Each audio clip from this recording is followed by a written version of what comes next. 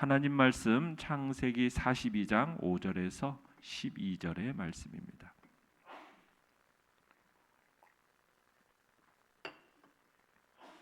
창세기 42장 5절에서 12절의 말씀 우리 한 목소리로 같이 읽도록 하겠습니다. 5절에서 12절까지입니다. 시작. 이스라엘의 아들들이 양식 사러 간 자 중에 있으니 가나안 땅에 기근이 있음이라. 때에 요셉이 나라의 총리로서 그 땅 모든 백성에게 곡식을 팔더니 요셉의 형들이 와서 그 앞에서 땅에 엎드려 절하매 요셉이 보고 형들인 줄을 아나 모르는 채 하고 엄한 소리로 그들에게 말하여 이르되 너희가 어디서 왔느냐. 그들이 이르되 곡물을 사려고 가나안에서 왔나이다. 요셉은 그의 형들을 알아보았으나 그들은 요셉을 알아보지 못하더라. 요셉이 그들에게 대하여 꾼 꿈을 생각하고 그들에게 이르되 너희는 정탐꾼들이라. 이 나라의 틈을 엿보려고 왔느니라. 그들이 그에게 이르되 내 주여 아니니이다. 당신의 종들은 곡물을 사러 왔나이다. 우리는 다 한 사람의 아들들로서 확실한 자들이니 당신의 종들은 정탐꾼이 아니니이다. 요셉이 그들에게 이르되 아니라 너희가 이 나라의 틈을 엿보러 왔느니라. 아멘. 오늘 말씀의 제목은 요셉에게 주신 꿈을 현실로 이루시는 하나님이라는 제목으로 말씀을 나눕니다. 지금 근동 지방에 기근이 임하게 되었고 이제 애굽으로 이제 식량을 사러 간 야곱의 아들들이 이제 동생 야곱과 상봉하는 장면이 오늘 본문의 장면입니다. 기근이 이게 애굽만 강타한 게 아니었어요. 온 세상을 이 기근이 강타했고 또 야곱과 그의 자손들이 거하는 땅, 이 가나안 땅도 이제 황무지로 변했고 그로 인해서 어쨌든 첫 해는 그럭저럭 견뎌냈는데 이제 2년째 접어들면서 가나안 지역에 안에 있는 지역에서는 뭐 식량을 구할 수 있는 형편이 전혀 안 된 거예요. 어떤 뾰족한 대책이 없었던 겁니다. 그러다가 이제 들려온 소식이 애굽에는 아직 곡식이 있다. 그리고 외국인들에게도 얼마든지 그 식량을 구입할 수 있게 되었다라는 소식이 이제 가나안 땅 야곱에게까지 들려졌고 또 야곱의 자식들은 아무런 대책 없이 서로 무능하게 그 서로의 얼굴만 쳐다보면서 이 있는 모습이 참 야곱은 굉장히 답답했던 거죠. 아무런 대책도 강구하지 않는 채 방관하고 있는 모습을 보면서 참 어떻게 보면은 야곱의 아들들이 기능 장애가 있는 그런 모습이지 않았나. 요셉이 지금 떠난 지가 20년이 흘렀어요. 20년이 흐르는 동안 요셉은 많이 바뀌었거든요. 그런데 가족들은 별로 변한 게 없어요. 이런 상태 가운데서도 야곱이 이제 이 모든 사태를 수습하는데 아들들을 지휘하는 것을 보죠. 이미 나이가 거의 130 가까이 됐음에도 불구하고 이 가족을 지휘하는 것은 야곱이었던 겁니다. 어떻게 보면 가장으로서의 가장 확고한 위치가 여전히 야곱에게 있었다는 것을 보게 됩니다. 자, 그러면서 이제 베냐민을 제외한 야곱의 10 아들들이 애굽으로 이제 곡식을 사러 가게 돼요. 자, 내용 관찰 문제 1번을 보시면 요셉을 만난 형들은 요셉 앞에서 어떻게 행동을 합니까? 5절에서 우리 8절까지를 다시 한번 읽어보겠습니다. 시작.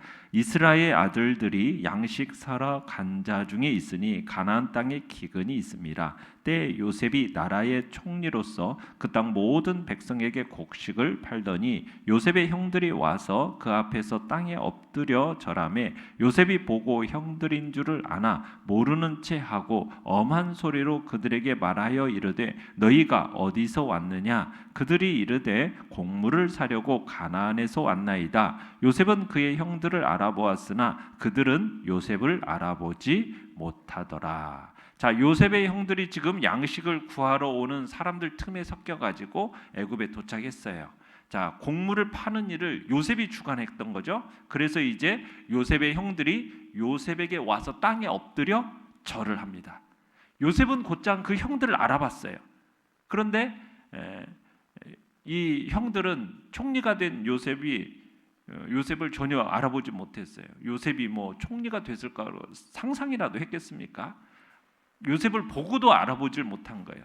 왜냐하면 요셉의 이름도 바뀌었죠. 의상도 바뀌었죠. 심지어는 머리 스타일까지도 바뀌고 또 사용하는 언어도 애굽어를 사용하다 보니까 뭐 전혀 형들은 요셉을 알아보지를 못한 겁니다. 그게 당연한 일이에요. 게다가 노예로 팔려간 아이가 애굽의 제2인자가 되었을 거라고는 상상도 못했을 거 아니겠어요? 요셉이 어떻게 보면 오래전에 꿈꾸었던 것처럼 이제 형들이 애굽에 도착해가지고 요셉에게 큰 절을 하게 되는 모습을 지금 보게 됩니다. 자, 그런데 아직까지는 베냐민이 오지 않았잖아요. 그래서 요셉이 꾼 꿈의 최종적인 성취는 다음 기회로 이제 미루어질 수밖에 없습니다. 요셉은 직접 눈으로 보자마자 형제들이 누구인지 알아봤어요. 그런데 요셉은 이 자신을 형제들에게 낯선 사람처럼 이제 행동을 합니다. 곡식을 사러 온 이 형들에게 자신의 신분을 감추었어요. 감춘 이유가 뭘까? 20년이 지난 지금 이제 형들이 어떻게 변했을까? 이것을 시험해 보기 위해서 지금 그러고 있는 겁니다. 요셉은 이제 형제들에게 어떻게 보면 거칠고 가혹한 말로 이제 형들을 정탐꾼이라고 누명을 씌웁니다. 이제 요셉은 형들에게 정탐꾼이라는 누명을 씌웠을 때 형들이 어떻게 반응을 보일까? 이걸 보려고 하는 거죠. 왜냐하면 위기에 있을 때 위기에 대한 반응을 통해서 형들이 얼마나 변화되었는지를 우리가 위기일 때 사람을 알 수 있지 않습니까? 그 사람의 진면목은 위기 때 나타나기 때문에 위기를 통해서 형들이 얼마나 변화됐는지 알려고 이제 지금 몰아가고 있는 겁니다. 그렇다고 해서 요셉이 지금 형들을 시험하는 이유가 너희들도 한번 당해봐라 뭐 그런 심정으로 지금 이 일을 도모하고 있는 건 아니에요. 이후에 일어나는 모든 일들에 대해서 가장 중요한 강조점이 뭐냐면 형제들 간에 우애가 있는가, 그 우애를 시험해 보는 겁니다. 12명의 형제들이 지금 어떻게 이 일을 함께 겪어내는지, 또 아버지 야곱 안에서 서로 어떻게 연합을 이루어가고 있는가, 그 속에서 어떻게 용서와 사랑으로 하나 되어 가는가, 이것을 보려고 지금 이런 이제 시험을 요셉이 하는 겁니다. 왜냐하면 하나님의 나라를 세워감에 있어서 가장 의미 있고 중요한 부분이 뭐냐면 사랑이거든요. 형제 우애거든요. 하나님의 나라의 언약의 이제 머리들로서 이제 세워지게 되는데 그 하나님 나라가 연합된 사랑의 이 힘으로 이게 살 것인지 아니면 그냥 시기와 다툼으로 무너질 것인가, 이게 있어서 굉장히 중요한 문제였기 때문에 하나님께서는 요셉 안에서 지금 형제의 연합의 일을 시작하고 계시고 이루어 가시고 지금 완성해 가고 계시는 겁니다. 그래서 이제 형들을 지금 이제 정탐꾼이라는 어떤 시험 속에서 그들을 지금 이렇게 몰아가고 있는 거예요. 자, 내용 관찰 문제 2번을 보시면 요셉은 형들을 처음 만났을 때 무엇을 떠올렸습니까? 자, 9절을 읽어보겠습니다. 시작. 요셉이 그들에게 대하여 꾼 꿈을 생각하고 그들에게 이르되 너희는 정탐꾼들이라 이 나라의 틈을 엿보려고 왔느니라. 자, 요셉은 형들 처음 만났을 때 뭘 떠올렸어요?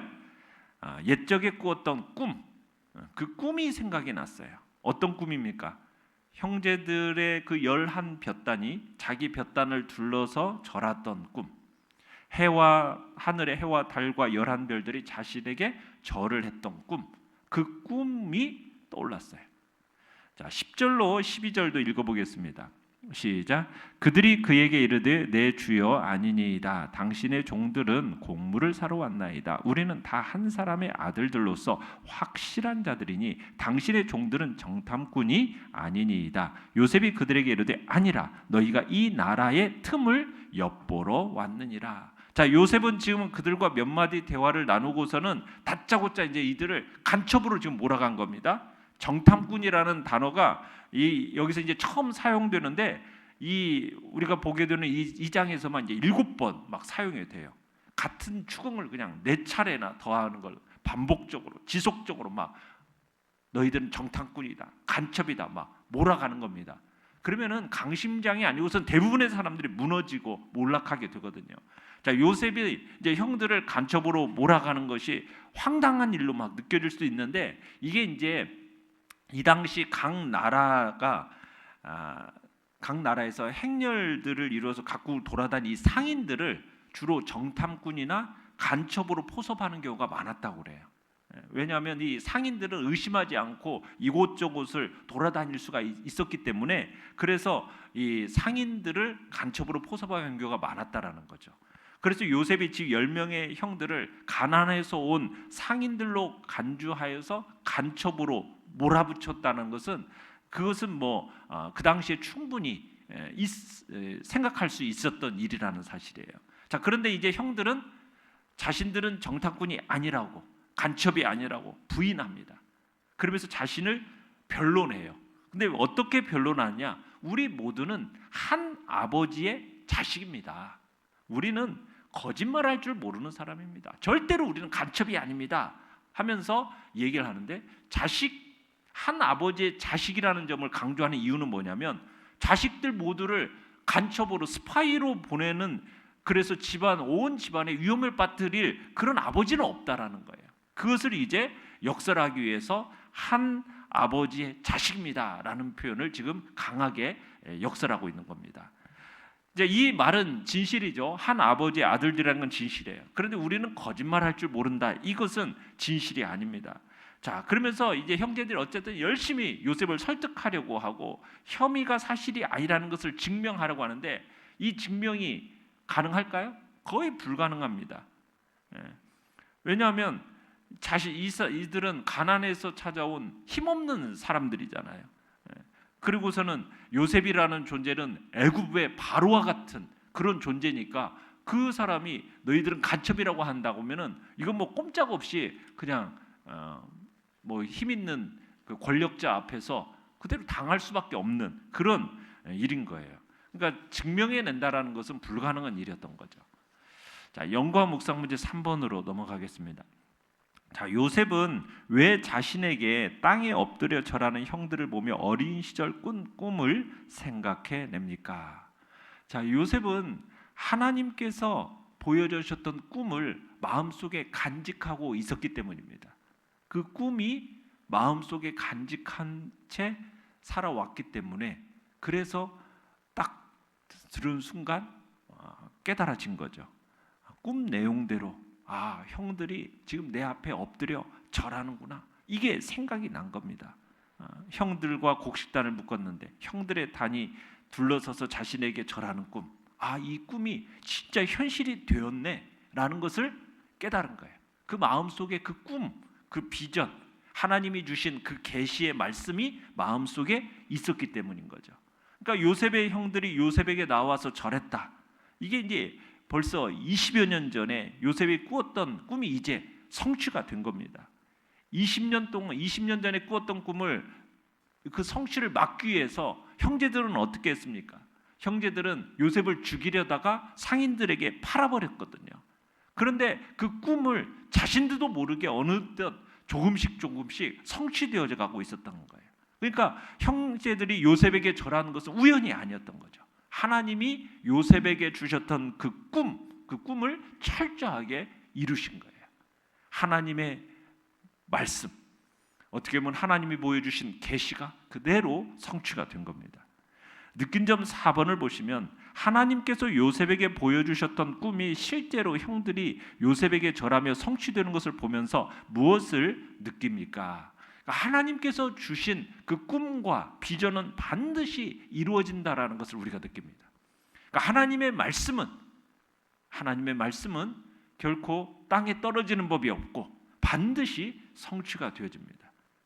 그러니까 요셉과 형들의 이런 운명적인 만남에서 우리는 하나님이 진정한 인류 역사의 주관자시고 통치권자라는 사실을 다시 한번 실감하게 되는 거죠.